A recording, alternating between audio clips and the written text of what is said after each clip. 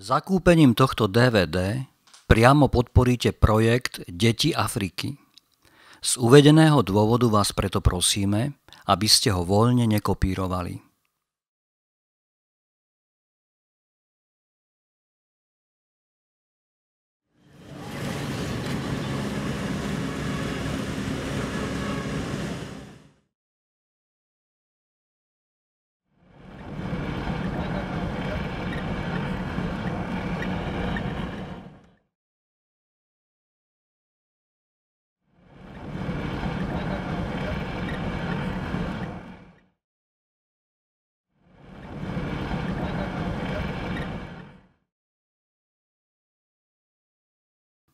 Tanzánia. Táto africká krajina leží vo východnej časti Čierneho kontinentu. Má približne 40 miliónov obyvateľov. Dominantou tejto oblasti je najvyššia hora Afriky, Kilimandžáro, a niekoľko známych safari parkov. Medzi najznámejšie patrí park Serengeti a Ngorongoro. Napriek pozoruhodnej krajine má Tanzánia množstvo problémov. Tento film je o niektorých z nich. Arusha. Naša prvá zastávka na ceste do Lea School a zároveň posledná možnosť nakúpiť potrebné veci. Na miestnom trhovisku nakupujeme darčeky pre našich hostiteľov a v neďalekom knihkupectve Biblie pre žiakov strednej školy v Dongobeši. Mohli sme si užiť na tanzánijské pomery bohatšie mesto, ale teraz už odchádzame na chudobný vidiek. Cestou stretávame deti z kmeňa Masajov, ktorí žijú v tejto oblasti. Cieľ našej cesty sa nachádza v nadmorskej výške asi okolo 2100 metrov a tak musíme prekonať prudké stúpanie po prašných cestách do hôr.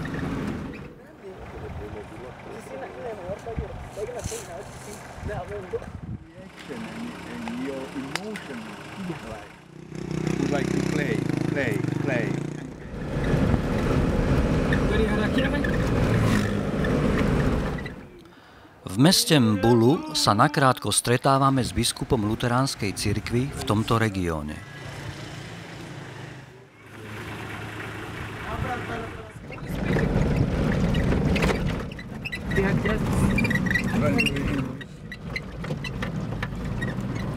Tesne pred zotmením prichádzame do cieľa. Stojíme pred Lea School v meste Dongobeš.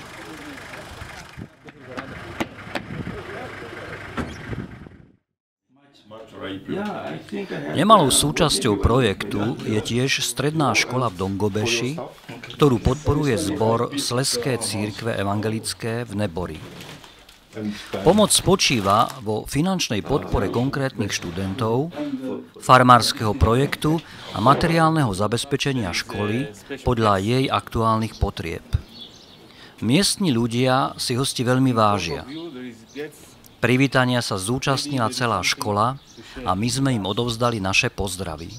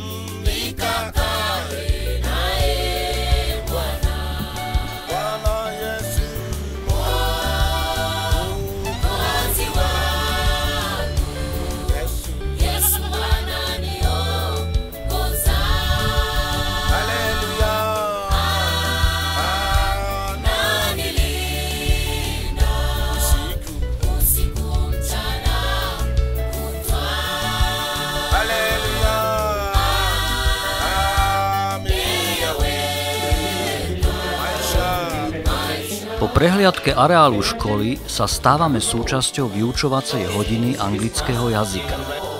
Celá hodina prebieha výhradne v anglickom jazyku. Študenti si vážia možnosť študovať, pretože je to pre nich príležitosť, ako sa dostať zo začarovaného kruhu chudoby a nevzdelanosti.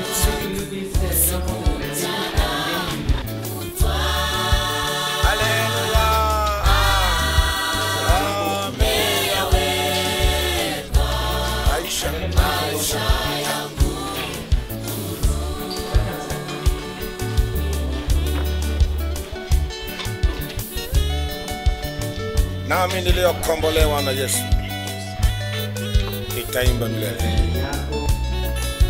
tena nitacheka kicheko. Pohostinnosť domácich sa prejavila aj pri obede s vedením školy a celým učiteľským zborom. Domáci si nás uctili na ich pomery luxusným jedlom, kozľacím mesom podávaným s chlebom. Takáto vrúcna pohostinnosť nás prevádzala počas celej cesty.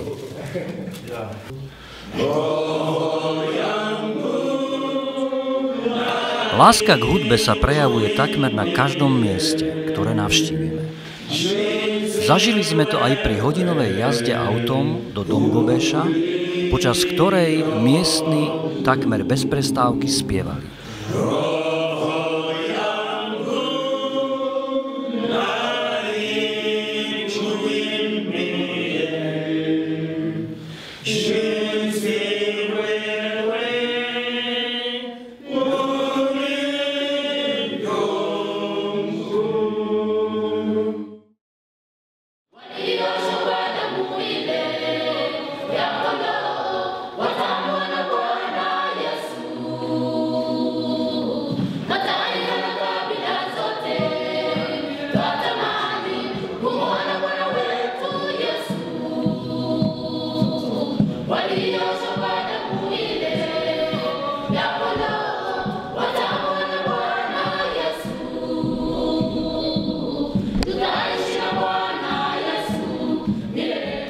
Zápal je vidieť nielen pri speve, ale aj v túžbe po vyučovaní o nasledovaní Krista. Pri príležitosti našej cesty bola zorganizovaná konferencia pre cirkevných pracovníkov, na ktorej počas 3 dní viedol vyučovanie Michal Klus, pastor Slezské cirkve evangelícké v Třinci. A teraz sa už poďme podrobnejšie pozrieť na jadro projektu Deti Afriky. Nacházíme se na okraji města Dongobeš, respektive na okraji centra města Dongobeš. A tady je příchod do školy Lea v Dongobeši, kterou vám v této chvíli chceme představit. Samozřejmě už znáte, ale chceme, abyste i viděli, co to tady máme. Zrovna máme polední pauzu, takže děti mají volno, chystá se oběd, takže z radosti za náma přibíhají. Takže pojďte a podívejte se na naši školu. Vcházíme teda do areálu školy Lea a vcházíme mezi 2 třídama. Tato byla dokončena právě v letošním roce a tato je ve stupni rozestavenosti a doufáme, že se nám podaří zastřešit před blížícím se období dešťů. Takže pojďte dál. Vstupujeme teda do areálu školy tak, jak vypadá dneska. Když jsme tady přijeli před 2 lety, byla to mateřská školka s možná 2 desítkami malých dětí. Dnes je to kromě mateřské školy i škola základní a je naší velkou radostí, že i podporovatelé z České republiky mohli přispět k tomu, že to dnes vypadá, jak to vypadá. Přicházíme k nejstarší budově tohoto areálu. Jde o budovu misijní stanice, kterou na tomto místě vybudovali norští misionáři, aby podpořili misijní práci mezi místními lidmi, mezi lidmi kmene Irak. Vybudovali tedy tuto žlutou budovu, která sloužila pro ubytování misionářů, hostů, ale pro setkání u studia Božího slova. Později právě v těchto prostorách nebo byly ty prostory uvolněny proto, aby tady vznikla mateřská školka, kterou vedl právě náš přítel Martin Tango.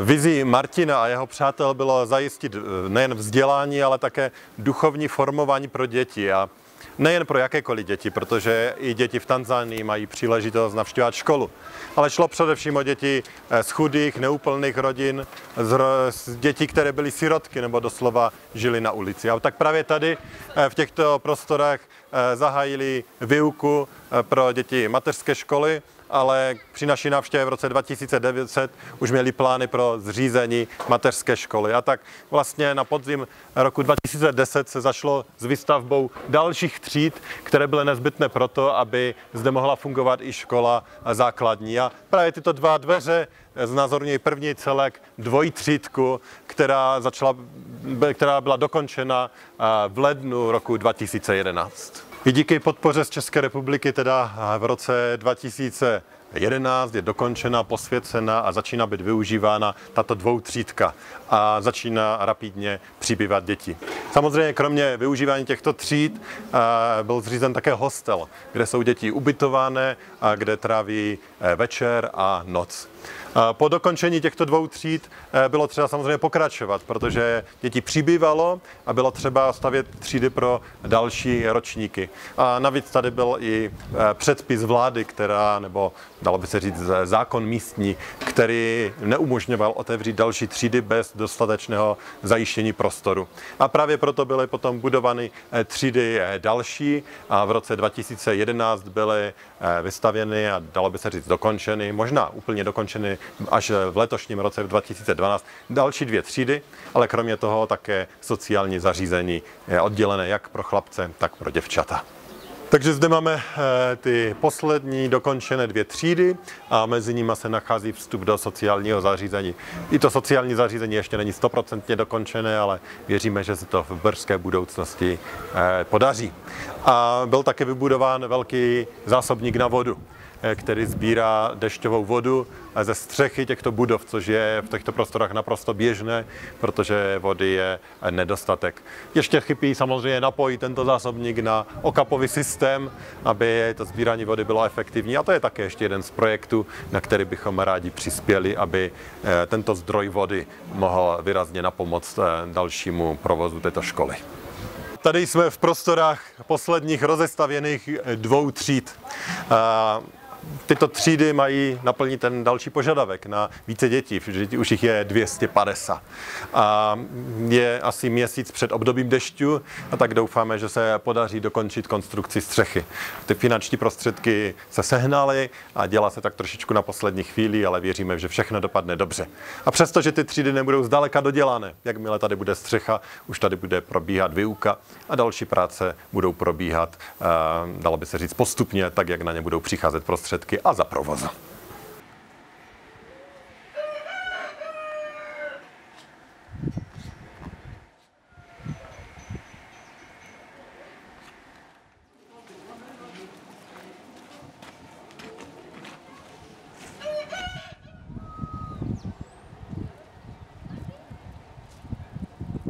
Samozřejmě ani dokončení těch dvou tříd nezajistí veškerou potřebu na prostory pro vyučování.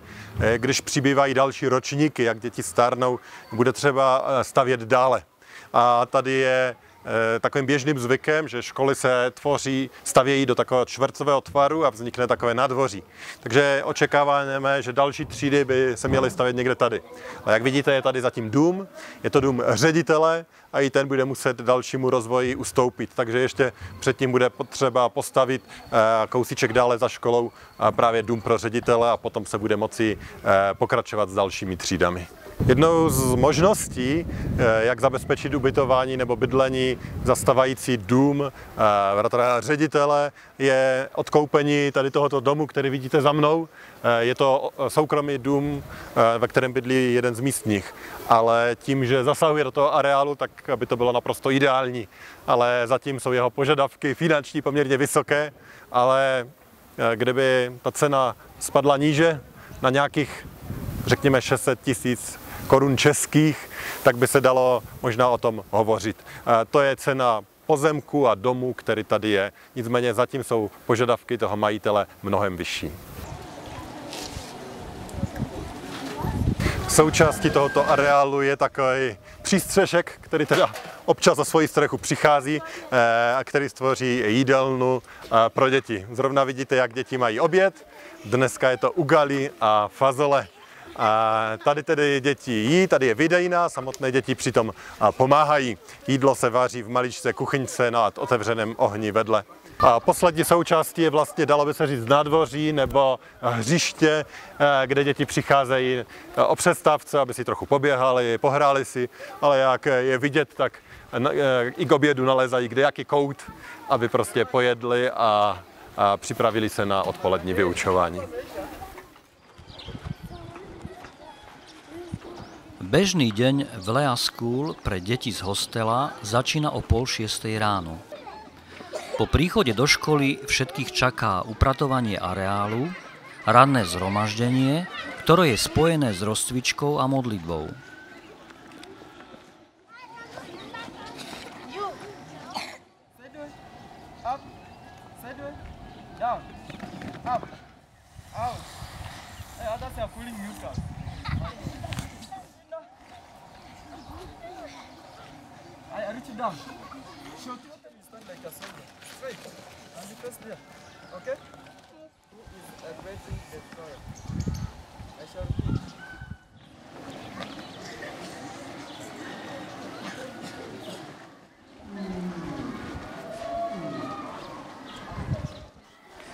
Európana môže šokovať táto školská kuchyňa, kde sa niekoľkokrát denne pripravuje jedlo pre deti. Hlavnou časťou ich stravy je pomletá kukurica, z ktorej sa pripravuje aj ugali. Dnešný deň je pre deti výnimočný, pretože sme im priniesli malé darčeky a cukríky. Teraz postupne prejdeme jednotlivými triedami od najmladších až po najstarších žiakov. Ninyi mnapenda kuona?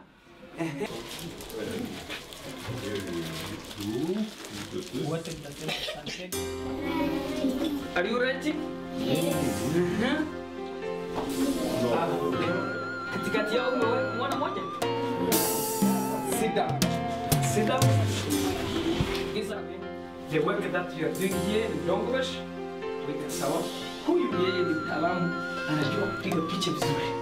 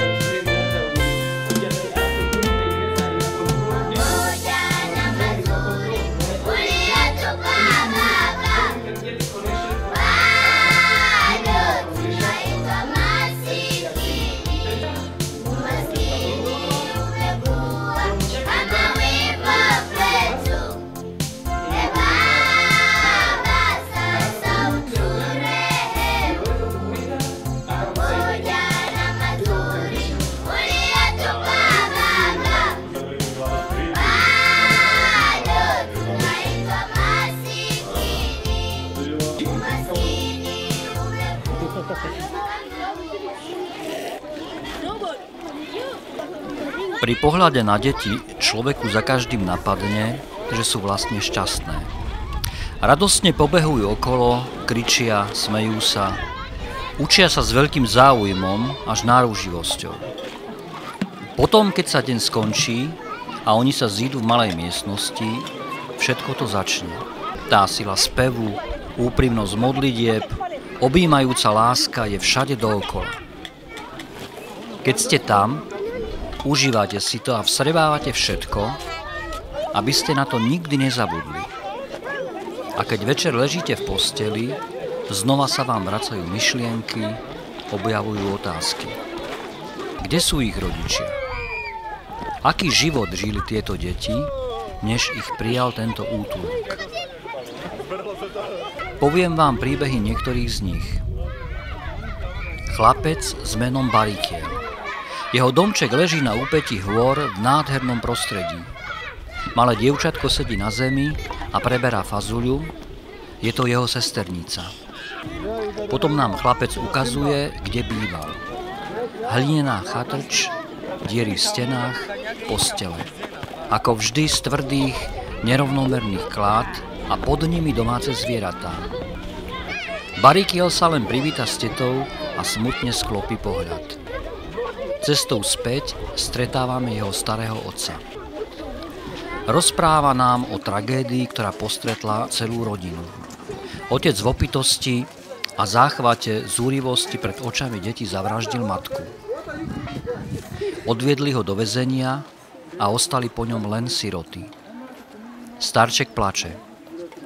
Nevie, ako sa majú ostatné deti, ale vie, že o Barikiela je dobre postarané. O pár týždňov neskôr sme v malom mestečku Hajdom našli ďalšie z detí, staršieho brata menom Baraka. Dnes sú konečne bratia spolu. Sú to chlapci, ktorí milujú futbal. Vyvádzajú humsúctva a stali sa z nich pekní šibali. Asi ako každé šťastné dieťa v ich veku. Malý chlapček s veľkými očami a šibalským úsmevom sa volá Jonatan. Keď sme sa dostali až k ním domov, skoro sa zmrákalo. Žil s matkou a 7 súrodencami vysoko v horách. Mama je sama a je slepá. Každý deň sa po krkolomných cestách vydáva vyžobrať trochu jedla. Ako by aj mohla v takomto stave pracovať. Keď sedíme vo veľmi skrčenej polohe v jej malom domčeku, smeje sa a rozpráva. Len mi vadí, keď v nás v noci hryzu krysy. Raz by som si prijala väčší domček a hlavne bez tých krís. Ale to je len sen. Viem, že Boh je dobrý a postará sa aj tak. Aspoň jedno z jej detí je chránené pred hlodavcami a chorobami, o ktorých sa nám ani nesníva. Jessica a Joyce sú dve nádherné malé princezné. Ako prechádzame okolo ich izbičky, vybehnú z domu a nadšene mávajú. Zastavujeme a pýtame sa, kde je ich mamka. Staršia odpovedá, že pred 3 hodinami odišla pre vodu. Musí svoje maličké dcérky opúšťať na dlhú dobu každý deň. Nemá im kto pomôcť. Matka je opäť tehotná za každým s iným mužom, ktorý ju opustil a odišiel. Robím ich fotky, píšem ich príbeh a behom 2 mesiacov ich osobne prevážam do nášho sirotinca. Nechceme ich odlúčiť od matky, preto bude pracovať ako pomocná sila a bude dcerkám stále na blízku. Dievčatká sa ma držia ako kliešte. Púšťajú sa ma až vtedy, keď uvidia pár hračiek a čistú postielku, na ktorej rýchlo zaspia spánkom unavených detí.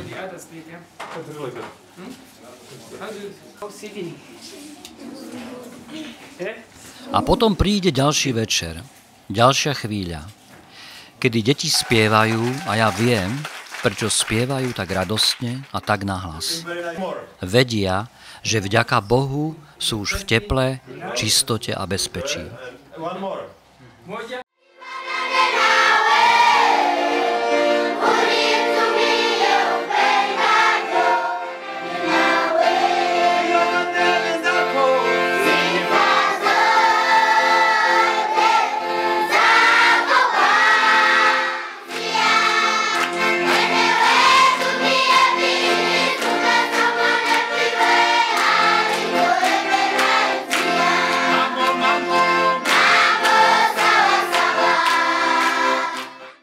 Martin, I know you now for more than 2.5 years, but today I would like to introduce you to friends in Czech Republic and Slovakia. Please introduce yourself a little bit and tell our friends a little bit about your childhood and how was it when you have been growing up. Yes, in short, my history, when after my family, I was born in the family, those they have not economically, there was very poor family, and when I was being in 6 years old, I was lost to my mother. She was died, and when I was being in 13 years old, also I lost my father. He died also, and I was passed in different challenge of the life, and for this situation, you know that from our family we don't have any enough our requirement, and also I have deals to find my requirement or the needs, and after that I have been in the village to find some of the people, those they can help me, and I've got one person who was sent me to school from the French one from Norway, Dr. Iri, and his wife. They have supported me to have education.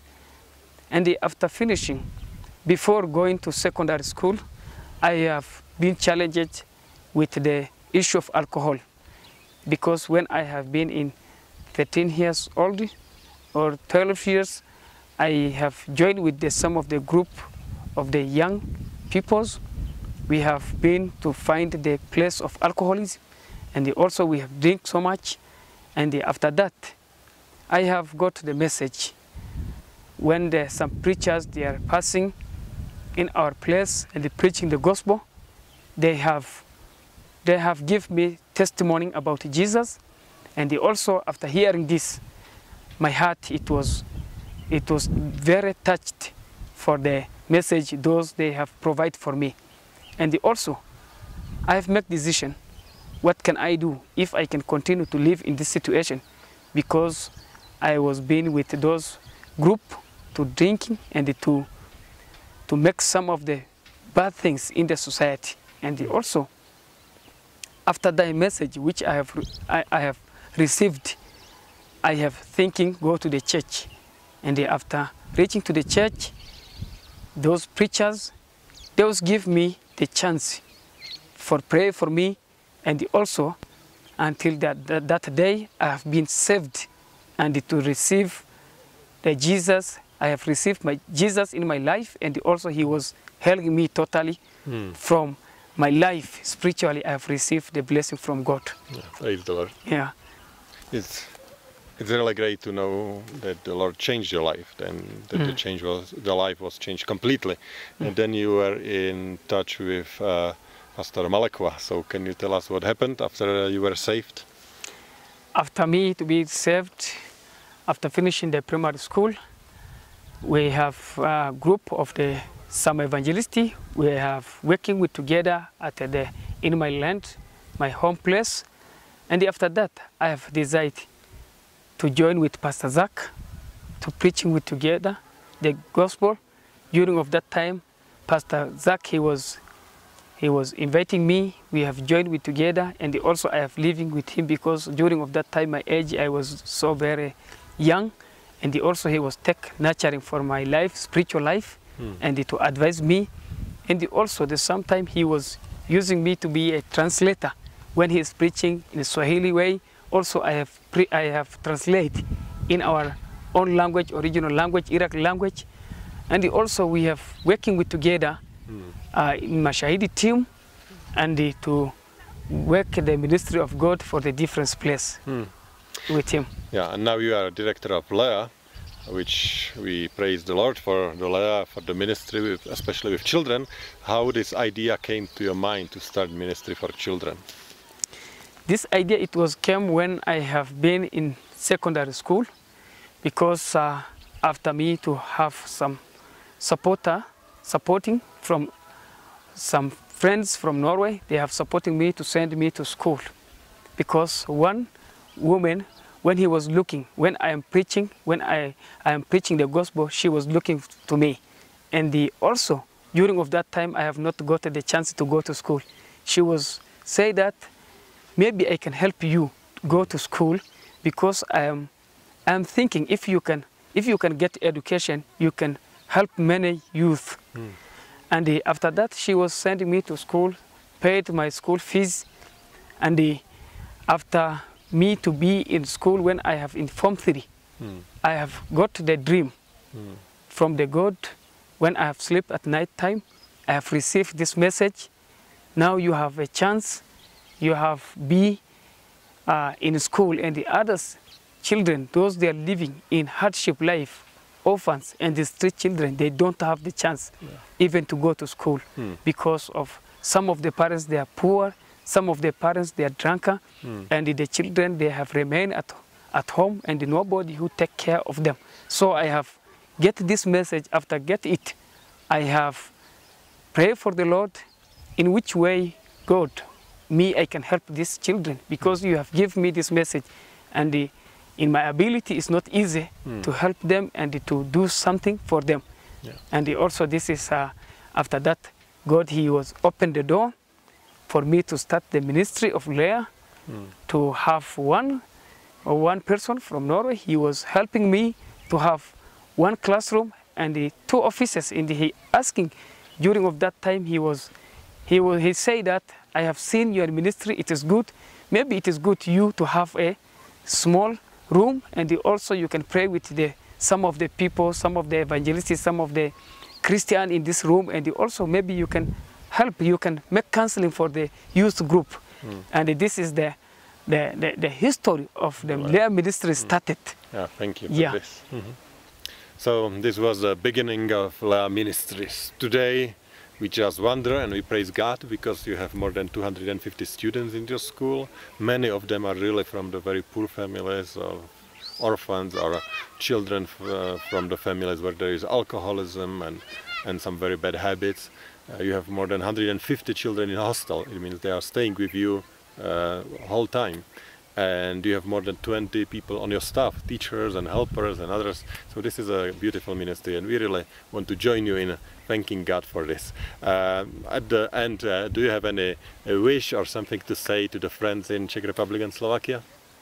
Yes, thank you very much for this chance. You know that we have starting this, when we have started this ministry, we have started, our children was in number was 10.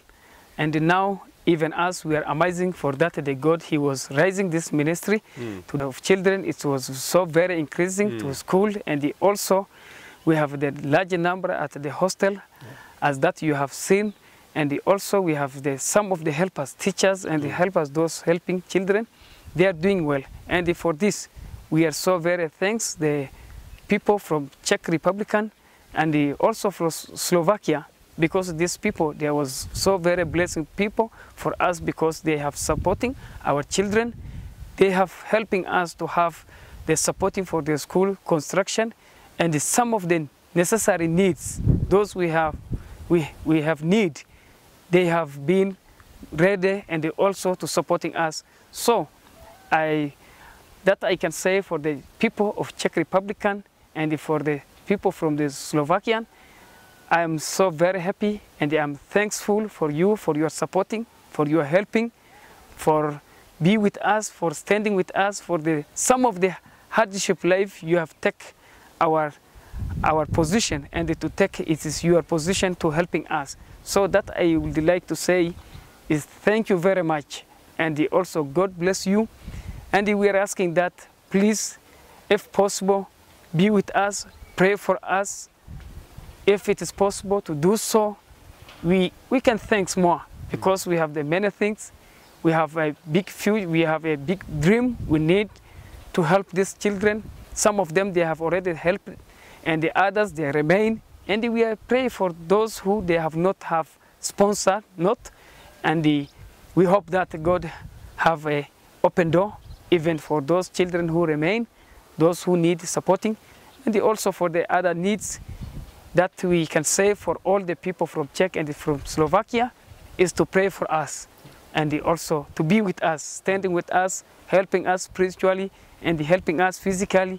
And the There's some time I know that God, He can lead us well, and also for the support you have done for us. I know that God can take the chance to bless you twice for the good ministry you have done for our country and for our school. Thank you very much. Thank you, Martin, for your time. Keď sa pozeráme na tieto obrázky očami Európana, ktorý žije v materiálnom dostatku a blahobite, zdajú sa nám až neskutočné. Tento dokument však neklame. Ukazuje nám realitu, ktorú sme doteraz nevideli. Dotýka sa nielen našich očí, ale vstupuje do srdca a otvára v nás otázku. Ako a čím by sme sa mohli zdieľať s týmito malými deťmi? Aby sme im pomohli lepšie sa obliecť, viac sa najesť, ale hlavne získať vzdelanie a tak šancu vystúpiť z kruhu chudoby a biedy, v ktorej doteraz žili. Ale to už je otázka pre každého z nás.